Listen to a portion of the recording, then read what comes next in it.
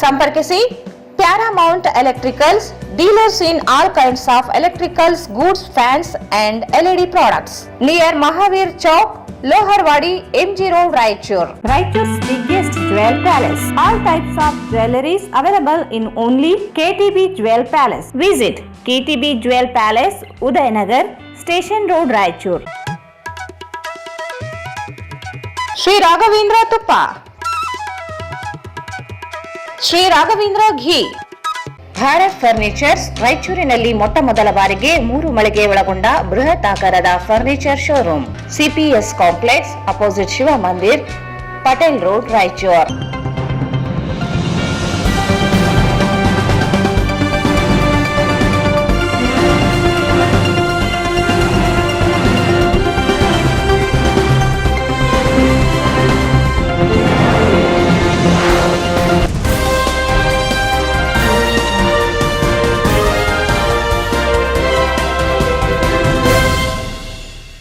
ನಮಸ್ಕಾರ, ವಾರ್ತೆಗಳ ಸ್ವಾಗತ. ಮೊದಲು ಮುಖ್ಯಾಂಶಗಳು. ಅಕ್ಕ ಪಡೆ ವಾಹನಕ್ಕೆ ಎಸ್ಪಿ ಪುಟ್ಟಮಾದಯ್ಯ ಚಾಲನೆ, ಸದುಪಯೋಗಕ್ಕೆ ಸಾರ್ವಜನಿಕರ ಸಹಕಾರ ಅಗತ್ಯ. ಎಸ್ಪಿ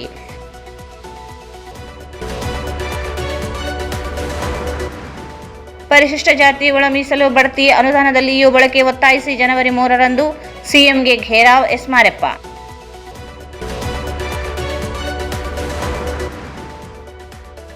ಜನವರಿ 1ರಂದು ಭೀಮ್ ಕೋರೆಗಾಂವ್ ವಿಜಯೋತ್ಸವದ ಅಂಗವಾಗಿ ಮೆರವಣಿಗೆ. ಪರಶುರಾಮ್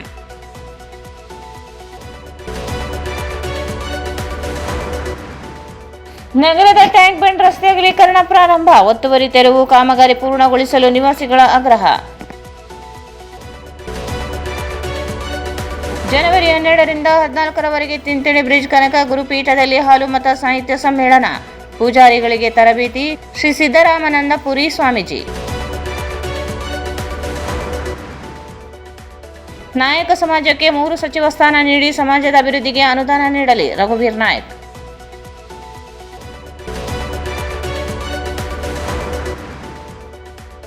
ಡಾಕ್ಟರ್ ನರಸಿಂಹಲು ನಂದಿನಿ ಸ್ಮಾರಕ ಶಿಕ್ಷಣ ಸಂಸ್ಥೆಯಲ್ಲಿ ವಿಜ್ಞಾನ ಪ್ರದರ್ಶನ.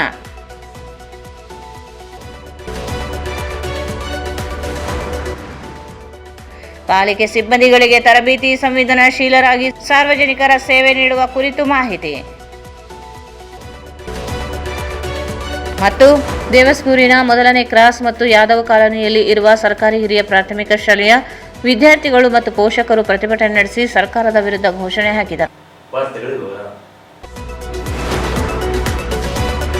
ಅಪಾಯದಲ್ಲಿರುವ ಅಥವಾ ಸಂಕಷ್ಟದಲ್ಲಿರುವ ದುರ್ಬಲ ಮಹಿಳೆಯರು ಮತ್ತು ಮಕ್ಕಳಿಗೆ ತಕ್ಷಣ ರಕ್ಷಣೆ ನೀಡುವ ಮತ್ತು ಮಹಿಳೆಯರು ತಮ್ಮ ಮಕ್ಕಳ ಸುರಕ್ಷತೆಯಲ್ಲಿ ಸುಧಾರಣೆ ತರುವ ಜೊತೆಗೆ ಸಮಾಜದಲ್ಲಿ ಕಾನೂನು ಹಕ್ಕುಗಳ ಬಗ್ಗೆ ಜನರಲ್ಲಿ ಜಾಗೃತಿ ಮೂಡಿಸಲು ರಾಜ್ಯ ಸರ್ಕಾರದಿಂದ ಜಾರಿಗೆ ತರಲಾದ ಅಕ್ಕ ಪಡೆಯ ಜಿಲ್ಲಾ ಪಡೆ ಇನ್ನು ಮುಂದೆ ರಾಯಚೂರು ನಗರದಲ್ಲೂ ಕೂಡ ಕಾರ್ಯನಿರ್ವಹಿಸಲಿದೆ.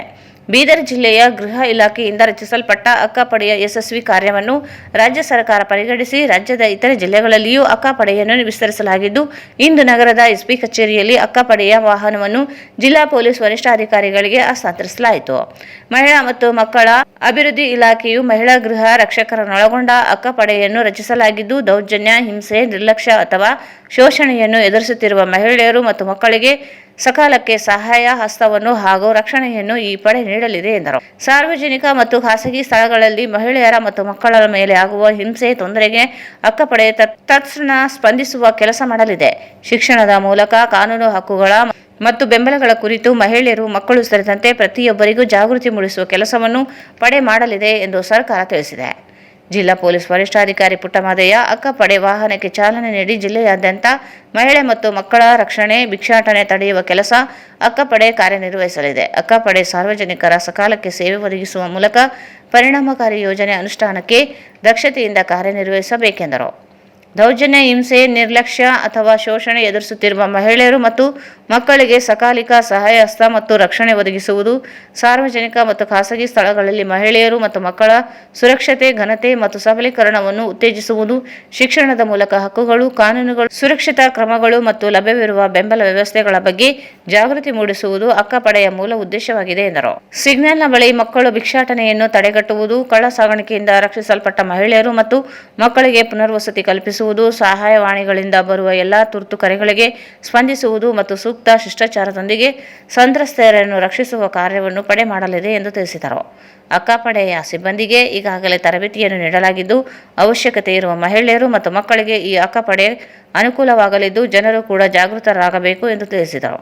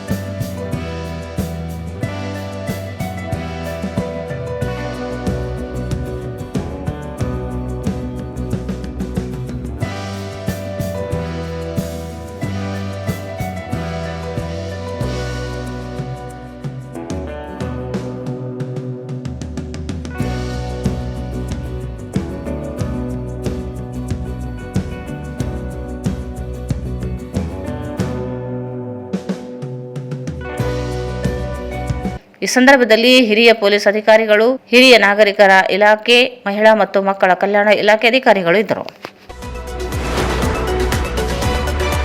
ಪರಿಶಿಷ್ಟ ಜಾತಿಗಳ ಒಳ ಮೀಸಲಾತಿಯನ್ನು ಬಡ್ತಿ ಹಾಗೂ ಎಸ್ಸಿಪಿ ಅನುದಾನ ಬಳಕೆ ಹಾಗೂ ಸ್ಥಳೀಯ ಸಂಸ್ಥೆಗಳ ಮೀಸಲಾತಿಯಲ್ಲೂ ಅನ್ವಯಿಸುವಂತೆ ಒತ್ತಾಯಿಸಿ ಪರಿಶಿಷ್ಟ ಜಾತಿಗಳ ಒಳ ಮೀಸಲಾತಿ ಸಾಮಾಜಿಕ ನ್ಯಾಯಕ್ಕಾಗಿ ಹೋರಾಟ ಸಮಿತಿ ಜನವರಿ 3ರಂದು ಮುಖ್ಯಮಂತ್ರಿಗಳಿಗೆ ಘೇರಾವ್ ಹಾಕಲು ನಿರ್ಧರಿಸಿದೆ ಎಂದು ಸಮಿತಿ ರಾಜ್ಯ ಸಂಚಾಲಕ ಎಸ್ ಮಾರಪ್ಪ ವಕೀಲ್ ಹೇಳಿದರು. ಅವರು ಇಂದು ಮಾಧ್ಯಮಗೋಷ್ಠಿಯನ್ನು ಉದ್ದೇಶಿಸಿ ಮಾತನಾಡಿ, ಪರಿಶಿಷ್ಟ ಜಾತಿಗಳ ಒಳ ಮೀಸಲಾತಿ ಜಾರಿಗೊಳಿಸಿರುವುದಾಗಿ ಹೇಳುವ ರಾಜ್ಯ ಸರ್ಕಾರ ಮೀಸಲು ಹಂಚಿಕೆಯಲ್ಲಿ ಆಗಿರುವ ಅನ್ಯಾಯ ಸರಿಪಡಿಸಲು ಮುಂದಾಗುತ್ತಿಲ್ಲ. 2025 ವಿಧೇಯಕದಲ್ಲಿ ಬಡ್ತಿಯನ್ನು ಕೈಬಿಟ್ಟಿರುವುದು ತಾನೇ ರೂಪಿಸಿರುವ ಸಂವಿಧಾನ ಕಾಯ್ದೆಗಳನ್ನು ಉಲ್ಲಂಘಿಸಿದಂತಾಗಿದೆ. ಸಂವಿಧಾನ ಪರಿಚ್ಛೇದ 16(4) ಮತ್ತು ಕರ್ನಾಟಕ ನಾಗರಿಕ ಸೇವೆಗಳು ನೇಮಕಾತಿ ಅಧಿನಿಯಮ 1973, 74, 1977 ಮತ್ತು ಕರ್ನಾಟಕ ನಾಗರಿಕ ಸೇವೆಗಳ ಪರಿವೀಕ್ಷಣೆ ಅಧಿನಿಯಮಗಳ ಉಲ್ಲಂಘಿಸಲಾಗಿದೆ. ನೇರ ನೇಮಕಾತಿ, ಬಡ್ತಿ ನೇಮಕಾತಿ, ರೋಸ್ಟರ್ ಬಿಂದುಗಳ ಅನ್ವಯಿಸುವುದರಲ್ಲಿಯೂ ಗೊಂದಲ ಸೃಷ್ಟಿಸಲಾಗಿದೆ. 2018 ಬಡ್ತಿ ಕಾಯ್ದೆ ಅನ್ವಯ ಬಡ್ತಿ ನೀಡುವುದಾಗಿ ಹೇಳುವುದು ಅಸಮಂಜಸ ನಡೆಯಾಗಿದೆ. ವಿ.ಕೆ. ಪವಿತ್ರ ಇವರ ಪ್ರಕರಣದಲ್ಲಿ ಬಡ್ತಿ ಹೊಂದಿದ ಪರಿಶಿಷ್ಟ ಜಾತಿ, ಪರಿಶಿಷ್ಟ ನೌಕರರಿಗೆ ಹಿಂಬಡ್ತಿ ಆದೇಶವನ್ನು ತಪ್ಪಿಸಲು ರೂಪಿಸಿರುವ ಕಾಯ್ದೆಯಾಗಿದೆ. ಪ್ರವರ್ಗವಾರು ಹಂಚಿಕೆಯಾಗಿರುವ ಮೀಸಲಾತಿಯಂತೆ ಹಂಚಿಕೆ ಮಾಡಿ ಕಲಂ 7B, 7C ಕೂಡಲೇ ರದ್ದುಗೊಳಿಸಬೇಕೆಂದರು. ಪರಿಶಿಷ್ಟ ಜಾತಿಗಳ ಉಪ ಹಂಚಿಕೆ ಯೋಜನೆಯಡಿ ಪರಿಶಿಷ್ಟ ಪಂಗಡಕ್ಕೆ 42,000 ಕೋಟಿ, ಪರಿಶಿಷ್ಟ ಜಾತಿಗಳಿಗೆ 32,000 ಕೋಟಿ ಅನುದಾನ ಇದ್ದು ಮೀಸಲಾತಿ ಪ್ರಮಾಣದ ಆಧಾರದ ಮೇಲೆ ಹಂಚಿಕೆ ಮಾಡಬೇಕು. ಗ್ರಾಮ, ತಾಲೂಕು, ಜಿಲ್ಲಾ ಪಂಚಾಯಿತಿ ಚುನಾವಣೆಯಲ್ಲಿಯೂ ಮೀಸಲಾತಿಯನ್ನು ಹಂಚಿಕೆ ಮಾಡಬೇಕೆಂದರು. ಆದರೆ ಮೈಸೂರು ಭಾಗದಲ್ಲಿ ಇಂದಿಗೂ ಪ್ರಜಾಪ್ರಭುತ್ವ ವ್ಯವಸ್ಥೆಯೇ ಇಲ್ಲ. ಇಂದಿಗೂ ರಾಜರ ಕಾಲದಲ್ಲಿಯೇ ವ್ಯವಸ್ಥೆ ಇದೆ. ಸಿಎಂ ಸಿದ್ದರಾಮಯ್ಯನ ಹುಂಡಿಯಿಂದ ಎಸ್ಸಿ ಮೀಸಲಾತಿ ಪೂರ್ಣ ಪ್ರಮಾಣದಲ್ಲಿ ಜಾರಿಗೆ ಕಾಲ್ನಡಿಗೆ ಜಾಥಾ ನಡೆಸಿದರೆ ಪೊಲೀಸರು 144 ಕಲಂ ಜಾರಿಗೊಳಿಸಿ ಕೇಸ್ ದಾಖಲಿಸಿದ್ದಾರೆ. ಕೂಡಲೇ ಹಿಂಪಡೆಯಬೇಕೆಂದರು. ಪರಿಶಿಷ್ಟ ಜಾತಿ ಮತ್ತು ಪರಿಶಿಷ್ಟ ಪಂಗಡ ನೌಕರರ ಸಂಘದ ರಾಜ್ಯ ಅಧ್ಯಕ್ಷ ಡಿ. ಚಂದ್ರಶೇಖರಯ್ಯ ಇವರು ನೀಡುವ ಮಾಹಿತಿ ಆಧರಿಸಿ ಸಮಾಜ ಕಲ್ಯಾಣ ಸಚಿವ ಎಚ್.ಸಿ. ಮಹದೇವಪ್ಪ ನಿರ್ಧಾರ ಕೈಗೊಳ್ಳುತ್ತಿರುವುದು ಖಂಡನೀಯವಾಗಿದೆ. ಹೊಲೆ ಜಾತಿಯವರನ್ನು ಪ್ರವರ್ಗ 1 ಸೇರಿಸಬೇಕೆನ್ನುತ್ತಾರೆ. ಅಲೆಮಾರಿಗಳಿಗೆ ಶೇಕಡಾ 1 ಮೀಸಲು ಪ್ರವರ್ಗ 1ಕ್ಕೆ ಸೇರಿಸಲಾಗಿದೆ. ಶೈಕ್ಷಣಿಕ, ಉದ್ಯೋಗ, ಸಾಮಾಜಿಕ ಅಂತರ ಹಿಂದುಳಿಕೆ ಆಧಾರದ ಮೇಲೆ ಮೀಸಲು ಹಂಚಿಕೆಯನ್ನು ಮರೆಮಾಚಿಸಲಾಗುತ್ತಿದೆ ಎಂದರು. ವಿಶ್ವವಿದ್ಯಾಲಯಗಳ ವಿವಿಧ ಘಟಕಗಳನ್ನು ಒಂದೇ ಮಾಡಿ ನೇಮಕಾತಿ ಮಾಡುವಂತೆ ಚಂದ್ರಶೇಖರಯ್ಯ ಪತ್ರ ಬರೆದಿರುವುದು ಒಳ ಮೀಸಲು ವಿರೋಧಿ ಧೋರಣೆಯಾಗಿದೆ ಎಂದರು. ಈಗಾಗಲೇ ಗೋವಿಂದಪ್ಪ ಮತ್ತು ಆರ್. ಇನಾಮದಾರ್ ಇವರ ಪ್ರಕರಣದಲ್ಲಿ ವಿಶ್ವವಿದ್ಯಾಲಯ ಒಂದು ಘಟಕವಾಗಿ ನೇಮಕಾತಿ ನಡೆಸಲು ಸಾಧ್ಯವಿಲ್ಲ ಎಂದು ತೀರ್ಪು ನೀಡಿದ್ದರು. ಚಂದ್ರಶೇಖರಯ್ಯ ಅವರು ಪತ್ರದ ಮೂಲಕ ಒತ್ತಾಯಿಸಿದ್ದಾರೆ. ಸರ್ಕಾರ ಧೋರಣೆ ವಿರುದ್ಧ ನಡೆಯುವ ಘೇರಾವ್ ಕಾರ್ಯಕ್ರಮದಲ್ಲಿ ವಿವಿಧ ಸಂಘಟಕರು ಭಾಗವಹಿಸುವಂತೆ ಮನವಿ ಮಾಡಿದರು.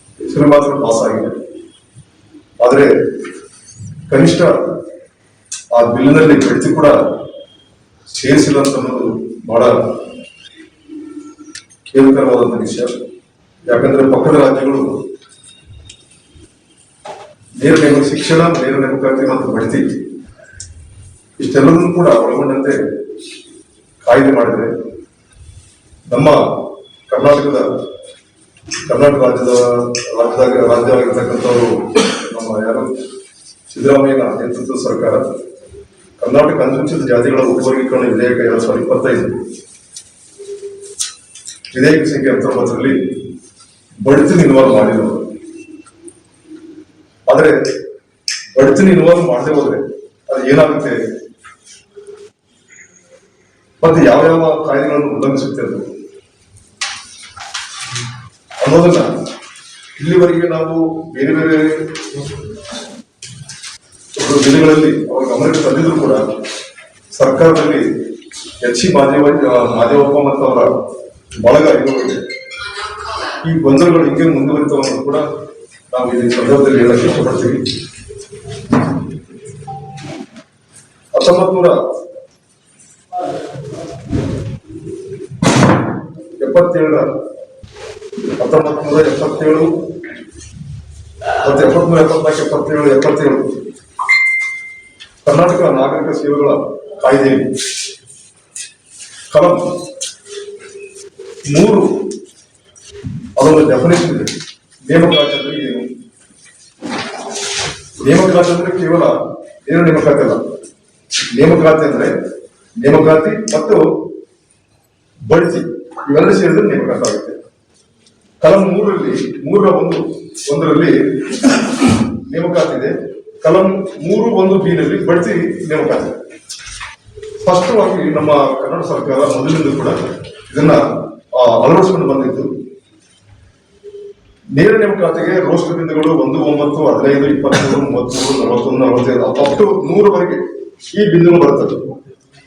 ಹೋರಾಟ ಸಮಿತಿ ರಾಜ್ಯಾಧ್ಯಕ್ಷ ಶಿವರಾಯ ಅಕ್ಕರ್ಕಿ ಮಾತನಾಡಿ, ಪರಿಶಿಷ್ಟ ಒಳ ಮೀಸಲು ಜಾರಿಗೊಳಿಸುವುದಾಗಿ ಹೇಳುವ ಸರ್ಕಾರ ಬಡ್ತಿ ಅನುದಾನ ಹಂಚಿಕೆಯಲ್ಲಿ ಮೀಸಲು ಜಾರಿಗೊಳಿಸುತ್ತಿಲ್ಲ.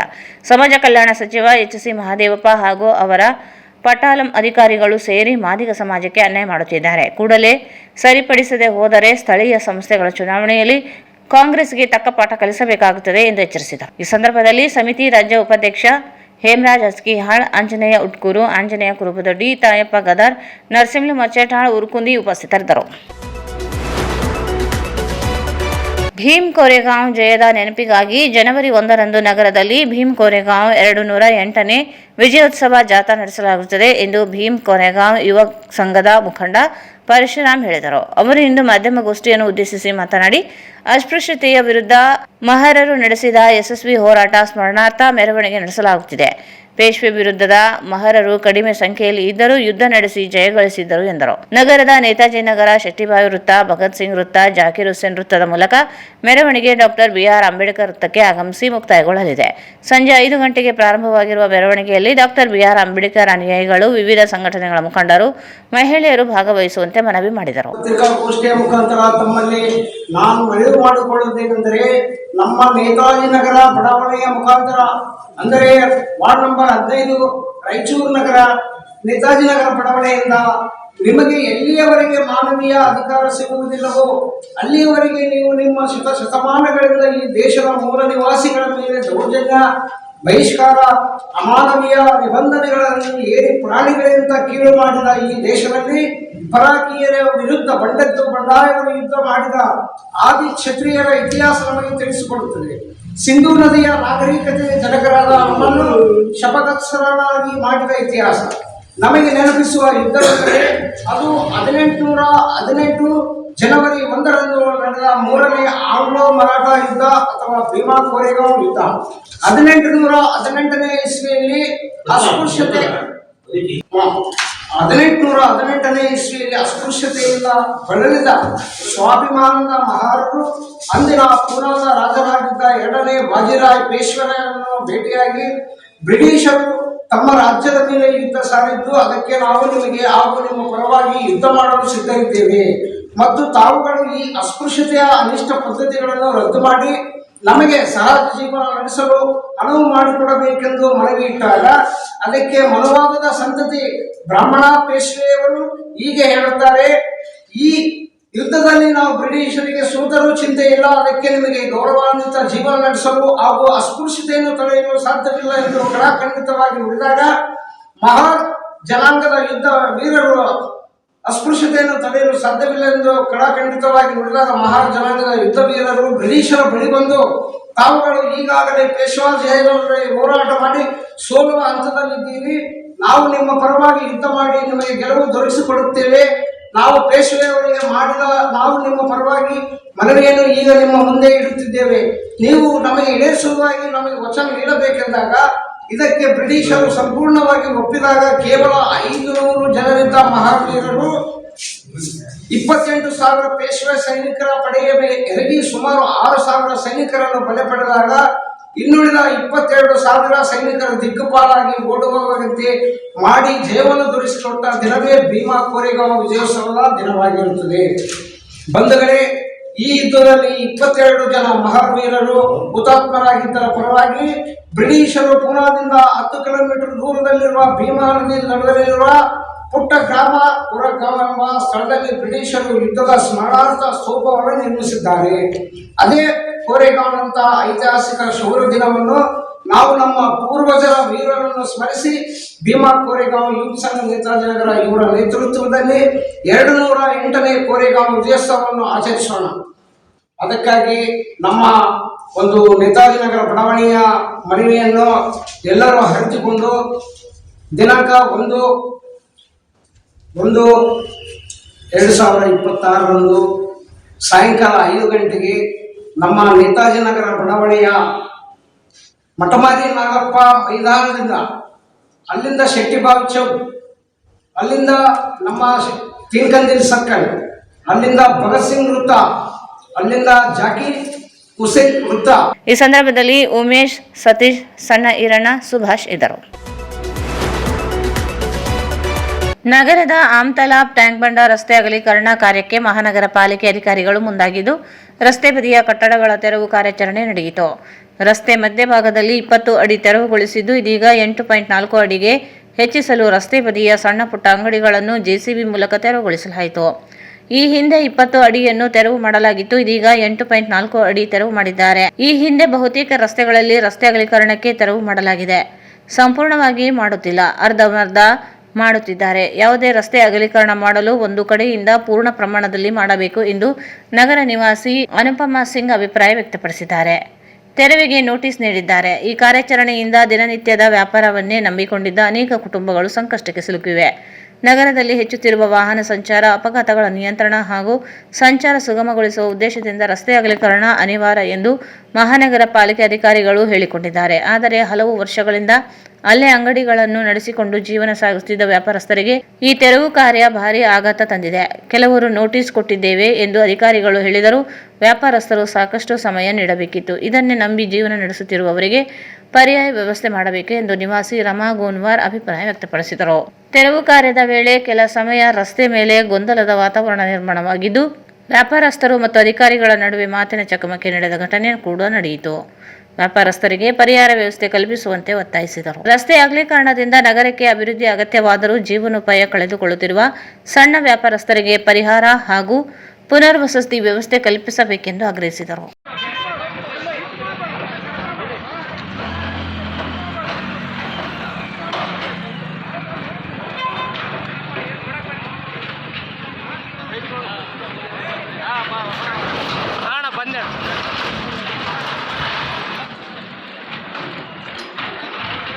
ಒಂದು ಅನಿಸಿಕೆ. ಯಾಕಂದರೆ ಕೆಲವೊಂದಿಗೆ ಅದ್ರ ಮೇಲೆ ಬದುಕೋದಿತ್ತು, ಅದ್ರ ಮೇಲೆ ದಿನ ಬಂದದ್ದು ತಿನ್ನದಾಗೆ ಹೊಟ್ಟೆ ತುಂಬೋದಿತ್ತು. ಸೊ ಆ ಟೈಪ್ ಅವ್ರಿಗೆ ಆಗ್ಲಾರ್ದಂಗೆ ಗೌರ್ಮೆಂಟ್ ಸ್ವಲ್ಪ ನೋಡ್ಕೋಬೇಕಂತ ನನ್ನ ಆಸೆ ನಂದು. ಯಾಕಂದರೆ ನಾನು ಗೌರ್ಮೆಂಟ್ ಜಾಬ್ನಾಗಿಂದ ಬಂದಿದ್ದು ಬಡೋದೆಲ್ಲ ನಾನು ನೋಡೀನಿ. ಈಗ ಆಗ್ಯದ, ಬಟ್ ಆಗೋದಂತ ಚಲೋ ಮೊದಲಂತರ ಈಗ ಸ್ವಲ್ಪ ದಿವ್ಸಗಳಿಗೆ ಹೇಳಿದ್ರು. ಬಟ್ ನಾವು ಹಂಗೆ ನಿರ್ಭೀತವಾಗಿ ನಾವು ಕೆಲಸ ಮಾಡ್ತಿದ್ದೆವು. ಈಗ ಅದು ಸದ್ಯಕ್ಕೆ ಈಗ ಸಡನ್ನಾಗಿ 8 ಫೀಟ್ ಕಟ್ ಮಾಡ್ತೀವಿ ಅಂತ ವಾರ್ನ್ ಮಾಡಿದ್ರು. ಈಗ ನಾನು ಒಂದು ತಿಂಗಳಿಂದ ನಾನೇ ನಡೆಸಿದ್ದೀವಿ, ಸ್ವಲ್ಪ 2 ವರ್ಷದಿಂದ. ಈಗ 1 ತಿಂಗಳಿಂದ ನಾನೇ ಬಂದ್ ಮಾಡಿದೆ ಮಾಡ್ತಾರೆ ಅಂತ ಗೊತ್ತಿದ್ದು. ನಾನು ಯಾವುದೂ ಕಿರಣ್ ಕ್ರಮ ಯಾವುದೂ ತಂದಿದ್ದಿಲ್ಲ. ಅವ್ರು ಇದ್ದದ್ದು ಹುಳ ಹತ್ತೋಗ್ಬಿಟ್ವಿ. ಯಾಕಂದರೆ ಇವತ್ತು ಕಟ್ ಮಾಡ್ತಾರೆ, ನಾಳೆ ಕಟ್ ಮಾಡಿ ಹುಳ ಹಾಕಿದ್ದು ಎಲ್ಲ ಬಿಸಾಕಿದ್ವಿ. ಈಗೆಲ್ಲ ಸ್ವಚ್ಛ ಮಾಡಿವಿ. ಆದಿದ್ದೆಲ್ಲ ಒಳ್ಳೆಯದಂತಂದ್ರೆ ಸರ್ಕಾರಿ ಇದು ಆಮ್ತಲಾಬ್ ಟ್ಯಾಂಕ್ ಬಂಡ್ ರೋಡ್. ನಾನು ಅನುಪಮಾ ಸಿಂಗ್ ಅಂತ, ವೆಸ್ಟ್ ಪೊಲೀಸ್ ಸ್ಟೇಷನ್ ಪಕ್ಕದಲ್ಲಿ Ujjivan bank owner, building owner ನಾನು. ನಮಗೆ ಆಲ್ರೆಡಿ ಮುಂದೆ 20 ಫೀಟ್ ಕಟ್ ಮಾಡಿದ್ದಾರೆ station area road main road, ಮತ್ತು ಹಿಂದಗಡೆ ನಮ್ಮ ಆಮ್ತಲಾಬ್ ರೋಡು ಮತ್ತು 8.4 ಫೀಟ್ ಕಟ್ ಮಾಡ್ತಾ ಇದ್ದಾರೆ. ನೋಟಿಸ್ ಲಾಸ್ಟ್ ಫ್ರೈಡೇ, ಮೊನ್ನೆ ಫ್ರೈಡೇ ಕೊಟ್ಟಿದ್ರು, ಈಗ ಮಂಡೇ ಮಾಡ್ತಾ ಇದ್ದಾರೆ. ಮಾಡಿದ್ದು ಒಳ್ಳೇದಾಯಿತು, ಬಟ್ ಕಂಪ್ಲೀಟ್ ಮಾಡಬೇಕಂತ ನಮ್ಮ ಇಚ್ಛೆ. ಮಾಡಿ ಅರ್ಧ ಬಿಡಬಾರ್ದು, ರೋಡ್ ಕಂಪ್ಲೀಟ್ ಮಾಡಿ ಕರೆಂಟ್ ಪೋಲ್ ಎಲ್ಲ ಹಾಕಿ ನೀಟ್ ಮಾಡಬೇಕು. ಎಲ್ಲ ಅರ್ಧ ರಾಯಚೂರಲ್ಲಿ ಎಲ್ಲಿ ಬೇಕಲ್ಲಿ ಡೆಮಾಲಿಷ್ ಮಾಡ್ತಾರೆ, ಬಟ್ ಕಂಪ್ಲೀಟ್ ಮಾಡಲ್ಲ. ಕಂಪ್ಲೀಟ್ ಮಾಡಬೇಕಂತ ನನ್ನ ಇಚ್ಛೆ.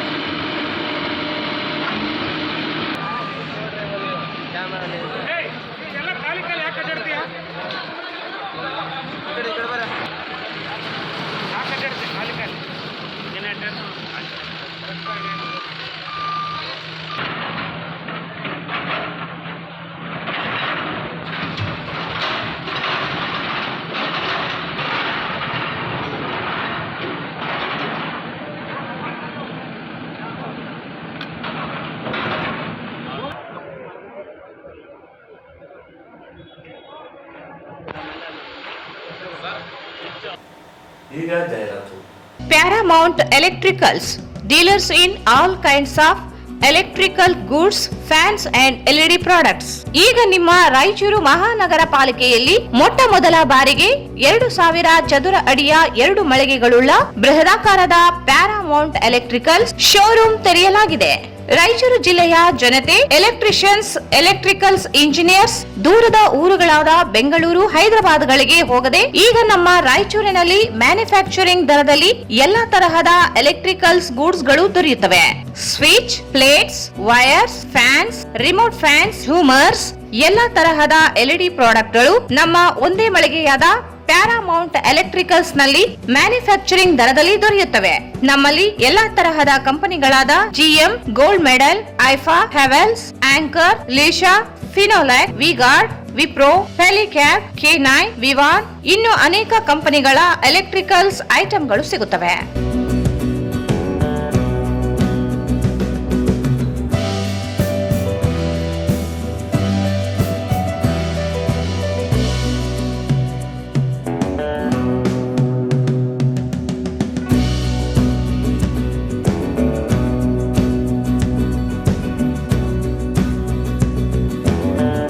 ಸಂಪರ್ಕಿಸಿ Paramount Electricals, dealers in all kinds of electricals goods, fans and LED products, near Mahavir Chowk, Loharwadi, MG road, Raichur. Mobile 8861382770. Raichur's biggest jewel palace. All types of jewelries available in only KTB Jewel Palace. 916 Allmark Gold Jewelries available. ವಿಶೇಷವಾಗಿ ಬಂಗಾರದ ಆಭರಣಗಳಾದ ನಮ್ಮಲ್ಲಿ fancy earrings, fancy necklace, ಮಾಂಗಲ್ಯ ಮತ್ತು ಬಳೆಗಳು ಇನ್ನು ಅನೇಕ ತರಹದ ಆಭರಣಗಳು ದೊರೆಯುತ್ತವೆ. ಬೆಳ್ಳಿಯ ಆಭರಣಗಳಾದ ಕಾಲುಂಗುರ, ಕಾಲುಗೆಜೆ, ಬೆಳ್ಳಿಯ ಪೂಜಾ ಐಟಮ್ಸ್, ವಿವಿಧ ರೀತಿಯ ಆರ್ಟಿಕಲ್ಸ್ ದೊರೆಯುತ್ತವೆ. ರಾಯಚೂರಿನಲ್ಲಿ ಮೊಟ್ಟ ಮೊದಲ ಬಾರಿಗೆ ಯುವಕರಿಗಾಗಿಯೇ ಬ್ರಾಸ್ಲೆಟ್ಸ್, ಚೈನ್ಸ್, ಉಂಗುರಗಳು ಇನ್ನು ಅನೇಕ ರೀತಿಯ ಡಿಸೈನ್ಸ್ ಆಭರಣಗಳು ದೊರೆಯುತ್ತವೆ.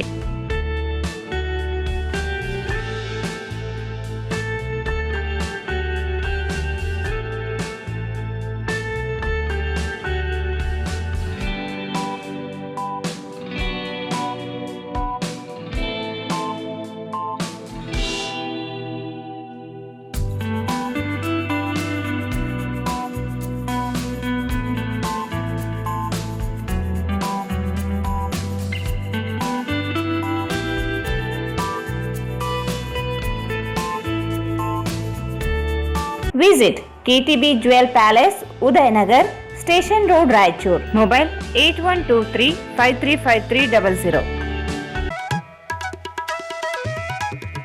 ಶ್ರೀ ರಾಘವೇಂದ್ರ ತುಪ್ಪ, ಶ್ರೀ ರಾಘವೇಂದ್ರ ಘೀ, ಶ್ರೀ ರಾಘವೇಂದ್ರ ತುಪ್ಪ, ಶ್ರೀ ರಾಘವೇಂದ್ರ ಘೀ, ಭಾರತ್ ಫರ್ನಿಚರ್ಸ್ ರಾಯಚೂರಿನಲ್ಲಿ ಮೊಟ್ಟ ಮೊದಲ ಬಾರಿಗೆ 3 ಮಳಿಗೆ ಒಳಗೊಂಡ ಬೃಹತ್ ಆಕಾರದ furniture showroom. We have a office house, old and all types of furnitures. Dealers in wooden cot, dining table, sofa set, dressing table, computer table, tea tables, office chairs, steel almirah, wardrobe, TV stands, glassware items, sleepwell products, Dandro cello chairs, Supreme sofa set, Doco set furnitures, Sri Steel Furnitures.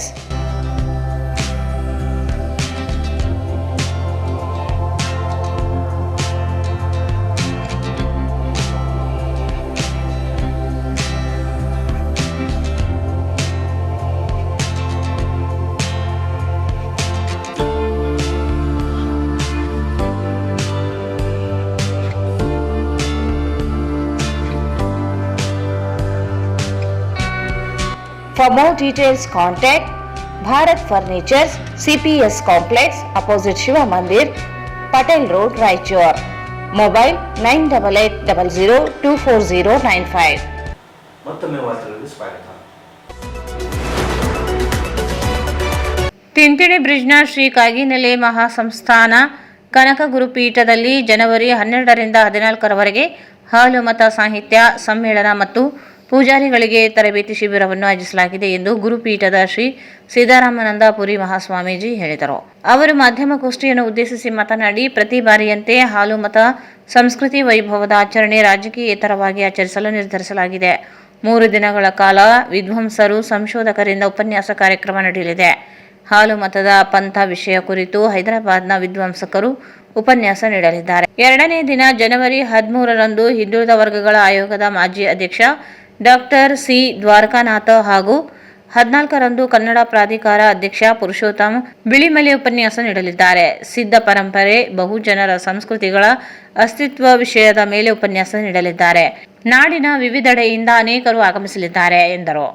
ಅಲ್ಲದೆ February 15ರಂದು Shivaratri ಅಂಗವಾಗಿ ಸಾಮೂಹಿಕ ವಿವಾಹ ಕಾರ್ಯಕ್ರಮ ಆಯೋಜಿಸಲಾಗಿದೆ. 1108 ಶಿವಲಿಂಗಗಳನ್ನು 1108 ದಂಪತಿಗಳಿಗೆ ಪೂಜಿಸುವ ಕಾರ್ಯಕ್ರಮ, ರಾತ್ರಿ ಇಡೀ ಹೆಸರಾಂತ ಕಲಾತಂಡಗಳಿಂದ ಭಕ್ತಿ ಸಂಗೀತ, ನೃತ್ಯ, ನಾಟಕಗಳ ಪ್ರದರ್ಶನ ನಡೆದಿದೆ. ಪ್ರತಿ ವರ್ಷದಂತೆ ಭಕ್ತರು ಹೆಚ್ಚಿನ ಸಂಖ್ಯೆಯಲ್ಲಿ ಭಾಗಿಯಾಗಲು ಮನವಿ ಮಾಡಿದರು. ಸುಮಾರು 200 ಮಂದಿ ನಾವು ಇಲ್ಲೇ 3 ದಿವಸ ಇದ್ದು ಮಠದಲ್ಲಿ ಸಾಹಿತ್ಯ ಸಮಾವೇಶದಲ್ಲಿ ಪಾಲ್ಗೊಳ್ತೀವಿ ಅಂತ ಬಿಟ್ಟು ಈಗ ಮಾಡಿದ್ದಾರೆ.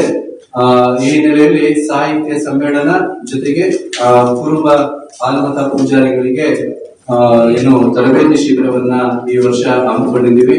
ರಾಯಚೂರು ಜಿಲ್ಲೆ ನಮ್ಮ ಮಠ ಇರುವಂತಹ ಜಿಲ್ಲೆ, ಉತ್ತರ ಕರ್ನಾಟಕವನ್ನ, ಇಡೀ ಹೈದರಾಬಾದ್ ಕರ್ನಾಟಕವನ್ನ ಏನು ಗುರುತಿಸುವಂತಹ, ಪ್ರತಿನಿಧಿಸುವಂತಹ ಮಠ. ನಿಮ್ಮ ಪಾತ್ರನು ಬಹಳ ದೊಡ್ಡದೈತೆ. ಈ ಹಿನ್ನೆಲೆಯಲ್ಲಿ ಒಂದು ದಿವಸ ಹಾಲುಮತ ಒಂದು ಪಂಥವೇ ಅನ್ನುವಂತ ವಿಷಯವಾಗಿ ಏನು ನಮ್ಮ ಕಾಂಚ ಇಳಯ್ಯ ಶೆಫರ್ಡ್ ಅಂತ ಬಹಳ ದೊಡ್ಡ ಇತಿಹಾಸಕಾರ ಹೈದರಾಬಾದ್ನವರು, ಅವ್ರ ಮುಖಾಂತರ ಉದ್ಘಾಟನೆ ಮಾಡಿಸ್ತಾ ಇದ್ದೀವಿ. 2ನೇ ದಿವಸ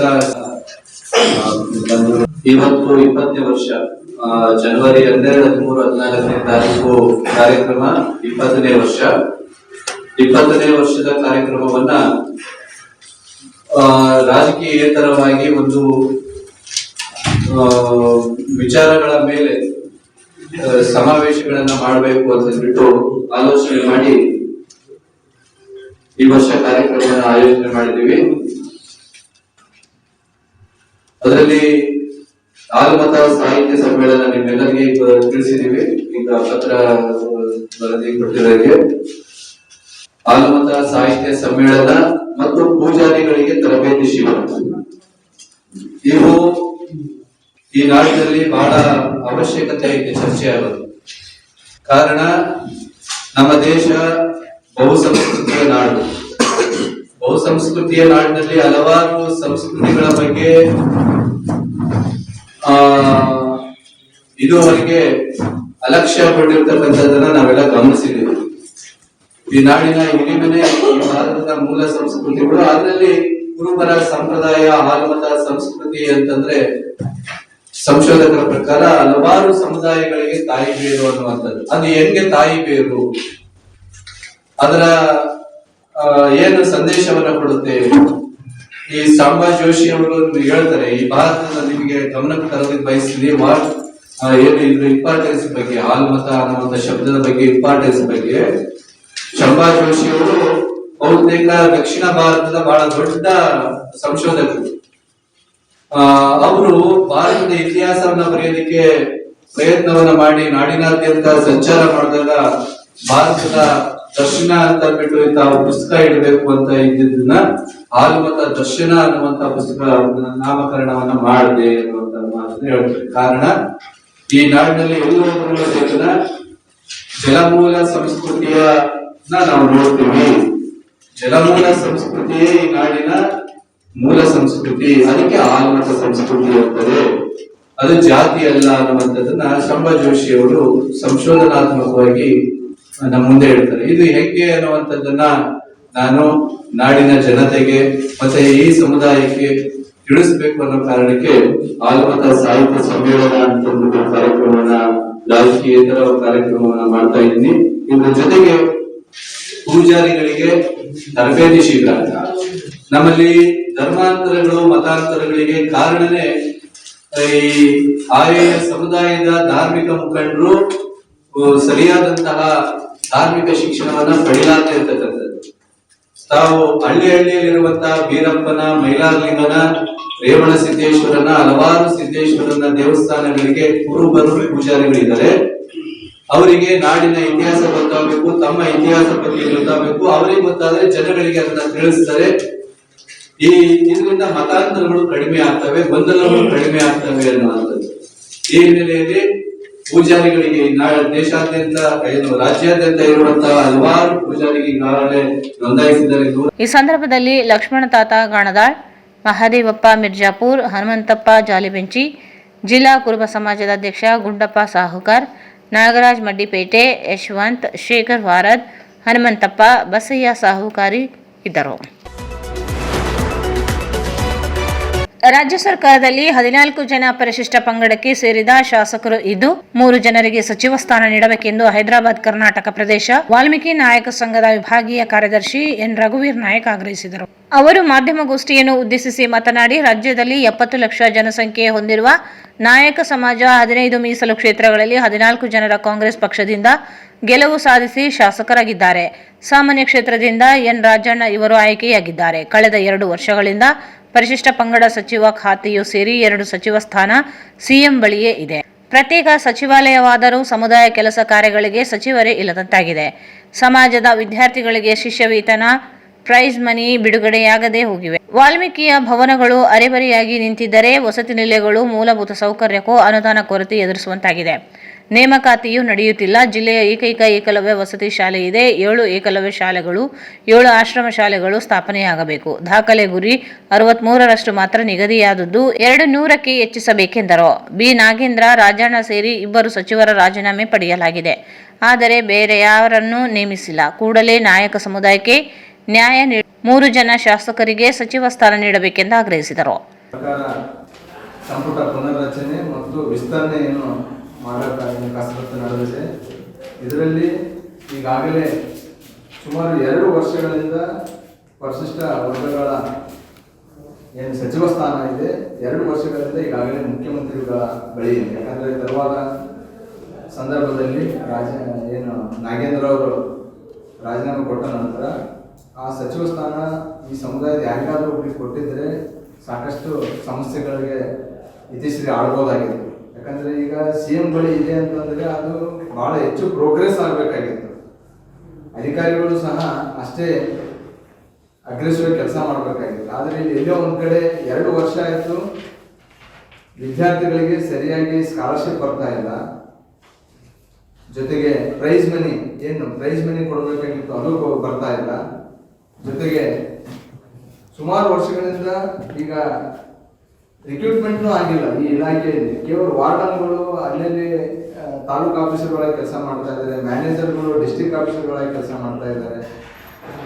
ಬೇರೆ ಇಲಾಖೆಯವರು ಎರವಲು ಸೇವೆ ಮೇಲೆ ಇಲ್ಲಿ ಬಂದು ಕೆಲಸ ಮಾಡ್ತಾ ಇದ್ದಾರೆ. ಹಾಗಾಗಿ ಇಲ್ಲಿ 100% ಪ್ರೋಗ್ರೆಸ್ಸೇ ಆಗ್ತಾ ಇಲ್ಲ.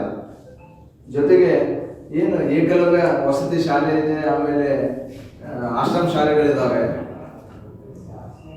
ಆಶ್ರಮ ಶಾಲೆಗಳು ಇಲ್ಲಿ ಬಹುಸಂಖ್ಯಾತರಿದ್ದರೂ ಸಹ ಇಲ್ಲಿ ಆ ಶಾಲೆಗಳ ಕೊರತೆ ಸಂಖ್ಯೆ ಕಡಿಮೆ ಇದೆ. ಯಾಕಂತಂದ್ರೆ ಎಲ್ಲೋ ಒಂದ್ ಕಡೆ ಸರ್ಕಾರ ಹೇಳ್ತದ, ಎಲ್ಲ ಪ್ರತಿನಿಧಿಗಳು ಹೇಳ್ತೀವಿ ಶಿಕ್ಷಣ ಪಡೆಯಿರಿ, ನೀವು ಬದುಕು ರೂಪಿಸ್ಕೊಡ್ರಿ ಅಂತ. ಶಿಕ್ಷಣ ಪಡೆಯಕ್ಕೆ ಏನ್ ಬೇಕೋ ಆ ಸೌಲಭ್ಯ ಇಲ್ದಂಗೆ ಆಗಿದೆ.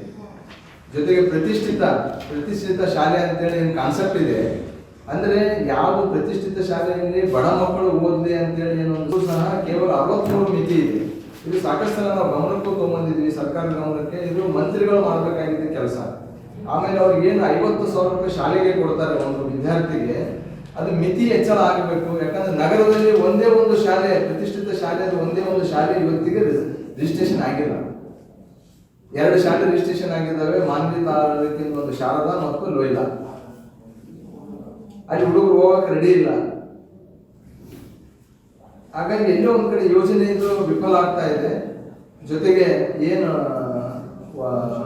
ವಸತಿ ಶಾಲೆಗಳಿದ್ದಾವೆ, ಆಶ್ರಮ ಶಾಲೆಗಳು, ಅವು ಸಹ ಹೆಚ್ಚಿನ ಸಂಖ್ಯೆಯಲ್ಲಿ ಆಗ್ಬೇಕಾಗಿತ್ತು. ಆದರೆ ಬಹುಸಂಖ್ಯಾತರ್ತಕ್ಕಂಥ ಜಿಲ್ಲೆಯಲ್ಲಿಯೇ ಸಹ ಕೇವಲ 2 ಆಶ್ರಮ ಶಾಲೆ ಇದ್ದಾವೆ. ಒಂದು ಗುಮ್ಮನಗುಂಡ, ಒಂದು ಇನ್ನೊಂದು ಗೀಲೇಶ್ಪುರ. ತಾಲೂಕಿಗೆ ಒಂದು ಆಗಬೇಕಾಗಿತ್ತು. ಯಾಕಂತಂದ್ರೆ ಇಲ್ಲಿ ಬಡತನ ರೇಖೆಗಿಂತ ಕೆಳಗಿರ್ತಕ್ಕಂಥ ಸಂಖ್ಯೆ ಜಾಸ್ತಿ ಇದೆ. ಎಷ್ಟೋ ಜನ ಇವತ್ತಿಗೆ ಬೆಂಗಳೂರು ದುಡಿಯಕ್ಕೆ ಹೋಗ್ತಾರೆ, ಮಕ್ಕಳನ್ನ ಶಾಲೆಗೆ ಬಿಟ್ಟು ಹೋಗಿರ್ತಾರ ಆಶ್ರಮ ಶಾಲೆಗಳಿಗೆ. ಇವೆಲ್ಲ ಬೇಡಿಕೆಗಳು, ಇನ್ನೂ ಸಾಕಷ್ಟು ಬೇಡಿಕೆಗಳಿದೆ. ಇವೆಲ್ಲ ಕೇಳಬೇಕಂತಂದ್ರೆ ಸಚಿವರಿಲ್ಲ. ನಾವು ಹೋಗಿ ಅಧಿಕಾರಿಗಳಿಗೆ ಅಲ್ಲಿ ಡೈರೆಕ್ಟ್ ಹೋಗಿ ಗಲಾಟೆ ಮಾಡ್ತಾ ಇದ್ದೀವಿ, ಪ್ರತಿ ಸಲ ಆಗ್ತಾ ಇಲ್ಲ, ಸಮಯ ಸಿಗ್ತಾ ಇಲ್ಲ, ಸಿಎಂ ಸಮಯ ಕೊಡ್ತಾ ಇಲ್ಲ ಅಂತೇಳಿ ಇಲ್ಲಿ ಮತ್ತೊಂದು 5 ವರ್ಷ ಹಿಂದಕ್ಕೆ ಹೋದಂಗೆ ಆಯ್ತು. ಬಜೆಟ್ ನೋಡಿದ್ರೆ 8,000 ಕೋಟಿ ಬಜೆಟ್. ಮಿನಿಮಮ್ 40% ಇವರು ಅಚೀವ್ ಮಾಡಕ್ ಆಗ್ತಾ ಇಲ್ಲ. ಸಿಂಧುತ್ವ ಪ್ರಮಾಣ ಪತ್ರ ಇನ್ನೂ ಸೋಷಿಯಲ್ ವೆಲ್ಫೇರ್ ಇದೆ, ಅದು ಟ್ರೈಬಲಿಂಗ್ ಮಾಡ್ರಿ ಅಂತ ನಾವು ಒತ್ತಡ ಹಾಕ್ತಾ ಇದ್ದೀವಿ. ಇಲಾಖೆ ಸಪರೇಟ್ ಆಯ್ತು, ಸಚಿವರು ಸಪರೇಟ್ ಆದ್ರೂ ಸಚಿವರೇ ಇಲ್ಲ. ಪ್ರತ್ಯೇಕ ಸಚಿವಾಲಯ ಆಯ್ತು, ಪ್ರಿನ್ಸಿಪಲ್ ಸೆಕ್ರೆಟರಿ ಹೋಗ್ರು ಇದಕ್ಕೆ ಗಣದೀಪ್ ಅಂತೇಳಿ. ಇದು ಕೇವಲ ಒಂದು ಜಿಲ್ಲೆಯ ಸಮಸ್ಯೆ ಅಲ್ಲ, ಇಡೀ ರಾಜ್ಯಾದ್ಯಂತ ವಾಲ್ಮೀಕಿ ಭವನಗಳು ಎಲ್ಲೆಂದಲ್ಲಿ ಅರ್ಧಮರ್ಧ ಕಟ್ಟಿ ನಿಂತ್ಬಿಡವ. ಕೊಟ್ಟ ಅರ್ಜಿಗಳು ವಿಲೇವಾರಿ ಆಗ್ತಾ ಇಲ್ಲ. ಜೊತೆಗೆ ಏನು ರಾಜಣ್ಣ ಅವರನ್ನು ಸಹ ಕಾರಣಾಂತರಗಳಿಂದ ಅವರ ಸಚಿವ ಸ್ಥಾನ ಹಿಂಪಡೆದ ನಂತರ ಅವರಿಗೆ ಗೌರವಯುತವಾಗಿ ಈ ಸಂದರ್ಭದಲ್ಲಿ ಮಲ್ಲಿಕಾರ್ಜುನ ನಾಯಕ್, ರಾಮು ನಾಯಕ್, ರಮೇಶ್ ನಾಯಕ್, ನರೇಂದ್ರ ನಾಯಕ್ ಬೋಳಗೊಂಡಿ ಇದ್ದರು. ಡಾಕ್ಟರ್ ನರಸಿಂಹಲು ನಂದಿನಿ ಸ್ಮಾರಕ ಶಿಕ್ಷಣ ಸಂಸ್ಥೆಯ ಪೂರ್ವ ಪ್ರಾಥಮಿಕ ಹಾಗೂ ಪ್ರೌಢಶಾಲೆಗಳಲ್ಲಿ ಇಂದು ವಿಜ್ಞಾನ ಪ್ರದರ್ಶನ, ಜ್ಞಾನ ವೈಭವವನ್ನು ಪ್ರದರ್ಶಿಸಲಾಯಿತು. ಕಾರ್ಯಕ್ರಮವನ್ನು ಉದ್ಘಾಟಿಸಿ ಮಾತನಾಡಿದ manager trustee doctor Mahalingappa B ಅವರು ಮಾತನಾಡಿ, ವಿಶ್ವದ ಪ್ರತಿಯೊಬ್ಬರಿಗೂ ಪ್ರತಿನಿತ್ಯ ವಿಜ್ಞಾನದ ಅವಶ್ಯಕತೆ ಇದೆ ಎಂದರು. ವಿಜ್ಞಾನದಿಂದ ಮೂಢನಂಬಿಕೆಗಳನ್ನು ಹೋಗಲಾಡಿಸಬಹುದು ಎಂದರು. ವಿಜ್ಞಾನದಿಂದ ಮಾತ್ರ ಜಗತ್ತು ಅಭಿವೃದ್ಧಿಯಾಗುತ್ತದೆ. ವಿಜ್ಞಾನದ ಬೆಳವಣಿಗೆಯಿಂದ ದೇಶವನ್ನು ಸದೃಢವಾಗಿ ಕಟ್ಟಬಹುದು ಎಂದರು.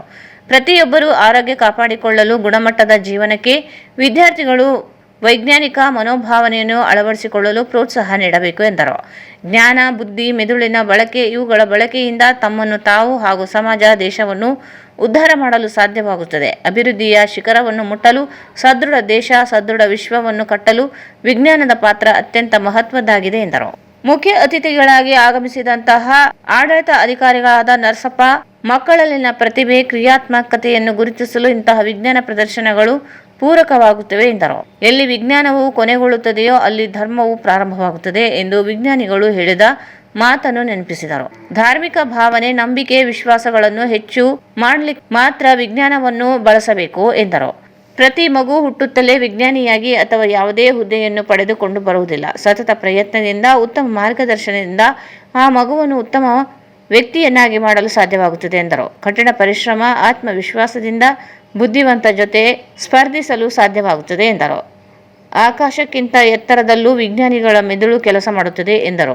ಮೌಢ್ಯತೆಗೆ ಪರಿಹಾರ ಕೊಡುವುದು ವಿಜ್ಞಾನವಾಗಿದೆ. ಕುವೆಂಪು ಅವರು ಹೇಳಿದಂತೆ ವಿಶ್ವ ಮತ ಮನುಜ ಕುಲಕ್ಕೆ ಎಲ್ಲರೂ ಸೇರೋಣ ಎಂದು ಹೇಳಿದರು. ಶೈಕ್ಷಣಿಕ ಸಲಹೆಗಾರರಾದ ಎನ್ ರಾಜೇಶ್ವರ್ ಸ್ವಾಗತಿಸಿದರು. ಕುಮಾರಿ ಶಿಫಾ ಮೊಹಮ್ಮದಿ ವಂದಿಸಿದರು. ಕುಮಾರಿ ತಕಿಯಾ ತನ್ನುಂ ಕಾರ್ಯಕ್ರಮ ನಿರೂಪಿಸಿದರು. ಪೂರ್ವ ಪ್ರಾಥಮಿಕ ಹಾಗೂ ಪ್ರೌಢಶಾಲೆಯ ಮಕ್ಕಳು ತಮ್ಮ ಕ್ರಿಯಾತ್ಮಕ ಬುದ್ಧಿಶಕ್ತಿಯಿಂದ ಹಲವಾರು ವೈಜ್ಞಾನಿಕ ವಸ್ತು ಪ್ರದರ್ಶನವನ್ನು ಮಾಡಿದರು. ಈ ಜ್ಞಾನ ವೈಭವ ವಿಜ್ಞಾನ ಪ್ರದರ್ಶನದಲ್ಲಿ doctor B Vijayarajendra, doctor Alice Joseph, ಸಂಸ್ಥೆಯ ಕುಟುಂಬ ಸದಸ್ಯರಾದ ಶಾಂತರೆಡ್ಡಿ ಹಾಗೂ ಲೆಕ್ಕ ಪರಿಶೋಧಕರಾದ ಹನುಮಂತಪ್ಪ, ಪೂರ್ವ ಪ್ರಾಥಮಿಕ ಹಾಗೂ ಪ್ರೌಢಶಾಲೆಯ ಮುಖ್ಯ ಗುರುಗಳು, ಬೋಧಕ ಸಿಬ್ಬಂದಿ, ಬೋಧಕೇತರ ಸಿಬ್ಬಂದಿ ಹಾಗೂ ಹೆಚ್ಚಿನ ಸಂಖ್ಯೆಯಲ್ಲಿ ಪಾಲಕರು ಕಾರ್ಯಕ್ರಮದಲ್ಲಿ ಪಾಲ್ಗೊಂಡಿದ್ದರು. ನಗರದ ಆಡಳಿತ ಗುಣಮಟ್ಟ ಮತ್ತು ಸಾರ್ವಜನಿಕ ಸೇವಾ ವಿತರಣೆಯನ್ನು ಇನ್ನಷ್ಟು ಸುಧಾರಿಸುವ ಉದ್ದೇಶದಿಂದ ರಾಯಚೂರು ಮಹಾನಗರ ಪಾಲಿಕೆ ವತಿಯಿಂದ ಎಲ್ಲ ಹಂತದ ಅಧಿಕಾರಿಗಳು ಹಾಗೂ ಸಿಬ್ಬಂದಿಗೆ 2 ದಿನಗಳ ಸಾಮರ್ಥ್ಯ ವೃದ್ಧಿ ಕೆಪಾಸಿಟಿ ಬಿಲ್ಡಿಂಗ್ ತರಬೇತಿ ಕಾರ್ಯಕ್ರಮವನ್ನು ಈ ವಾರ ಆಯೋಜಿಸಲಾಗಿದೆ.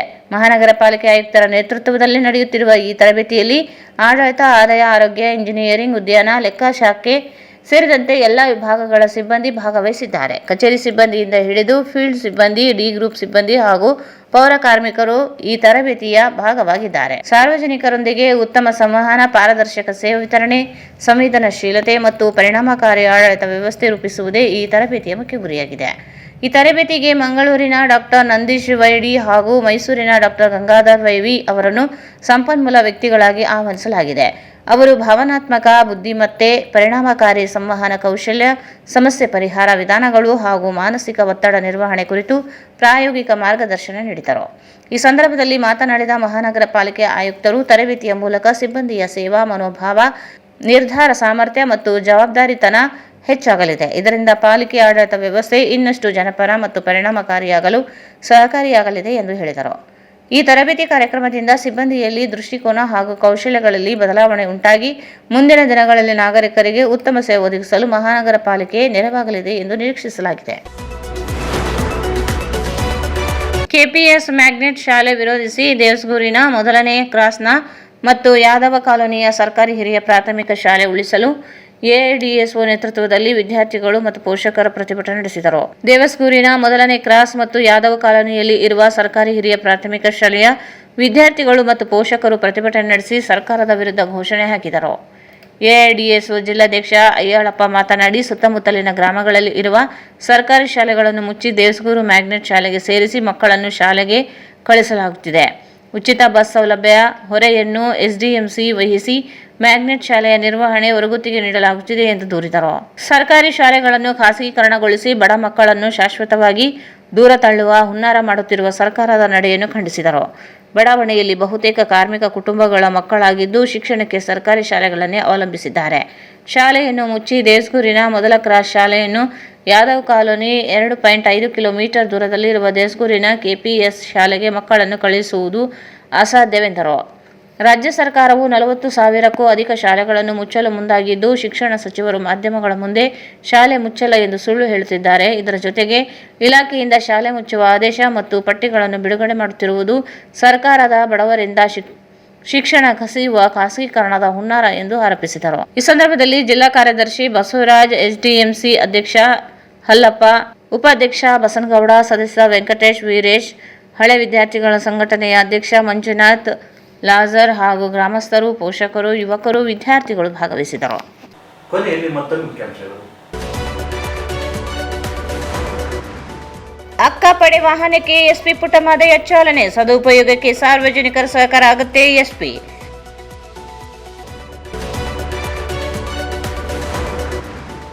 ಪರಿಶಿಷ್ಟ ಜಾತಿ ಒಳ ಮೀಸಲು ಬಡ್ತಿ ಅನುದಾನದಲ್ಲಿಯೂ ಬಳಕೆ ಒತ್ತಾಯಿಸಿ ಜನವರಿ 3ರಂದು ಸಿಎಂಗೆ ಘೇರಾವ್. ಎಸ್ ಮಾರೆಪ್ಪ.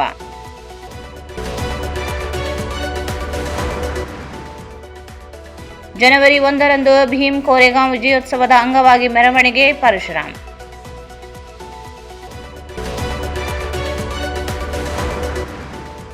ನಗರದ ಟ್ಯಾಂಕ್ ಬಂಡ್ ರಸ್ತೆ ಅಗಲೀಕರಣ ಪ್ರಾರಂಭ. ಒತ್ತುವರಿ ತೆರವು ಕಾಮಗಾರಿ ಪೂರ್ಣಗೊಳಿಸಲು ನಿವಾಸಿಗಳ ಆಗ್ರಹ. ಜನವರಿ 12ರಿಂದ 14ರವರೆಗೆ ತಿಂತಿಣಿ ಬ್ರಿಡ್ಜ್ ಕನಕ ಗುರುಪೀಠದಲ್ಲಿ ಹಾಲು ಮತ ಸಾಹಿತ್ಯ ಸಮ್ಮೇಳನ. ಪೂಜಾರಿಗಳಿಗೆ ತರಬೇತಿ. ಶ್ರೀ ಸಿದ್ದರಾಮಾನಂದ ಪುರಿ ಸ್ವಾಮೀಜಿ. ನಾಯಕ ಸಮಾಜಕ್ಕೆ 3 ಸಚಿವ ಸ್ಥಾನ ನೀಡಿ ಸಮಾಜದ ಅಭಿವೃದ್ಧಿಗೆ ಅನುದಾನ ನೀಡಲಿ. ರಘುವೀರ್ ನಾಯಕ್.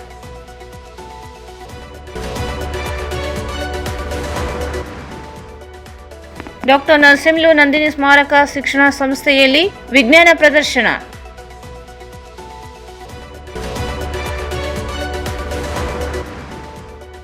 ಪಾಲಿಕೆ ಸಿಬ್ಬಂದಿಗಳಿಗೆ ತರಬೇತಿ, ಸಂವೇದನಾಶೀಲರಾಗಿ ಸಾರ್ವಜನಿಕರ ಸೇವೆ ನೀಡುವ ಕುರಿತು ಮಾಹಿತಿ ಮತ್ತು ದೇವಸ್ಕೂರಿನ ಮೊದಲನೇ ಕ್ರಾಸ್ ಮತ್ತು ಯಾದವ್ ಕಾಲೋನಿಯಲ್ಲಿ ಇರುವ ಸರ್ಕಾರಿ ಹಿರಿಯ ಪ್ರಾಥಮಿಕ ಶಾಲೆಯ ವಿದ್ಯಾರ್ಥಿಗಳು ಮತ್ತು ಪೋಷಕರು ಪ್ರತಿಭಟನೆ ನಡೆಸಿ ಸರ್ಕಾರದ ವಿರುದ್ಧ ಘೋಷಣೆ ಹಾಕಿದರು. ವಾರ್ತೆಗಳನ್ನು ಪ್ರಯತ್ನಿಸಿದವರು ಸಂಪರ್ಕಿಸಿ Paramount Electricals, dealers in all kinds of electricals, goods, fans and LED products. Near Mahavir Chowk, Loharwadi, MG Road, Raichur. Raichur's biggest jewel palace. All types of jewelries available in only KTB Jewel Palace. Visit KTB Jewel Palace, Udayanagar, Station Road, Raichur. Sri Raghavendra Tuppa, Shri Raghavendra ghee, Bharat furnitures ರಾಯಚೂರಿನಲ್ಲಿ ಮೊಟ್ಟ ಮೊದಲ ಬಾರಿಗೆ 3 ಮಳಿಗೆ ಒಳಗೊಂಡ ಬೃಹತ್ ಆಕಾರದ furniture showroom, CPS complex, opposite Shiva Mandir, Patel road, Raichur. ಇಲ್ಲಿಗೆ ವಾರ್ತಾ ಪ್ರಸಾರ ಮುಕ್ತಾಯಿತು. ಮುಂದಿನ ವಾರ್ತೆಗಳು ಮತ್ತೆ ಭೇಟಿಯಾಗೋಣ. ವಂದನೆಗಳು.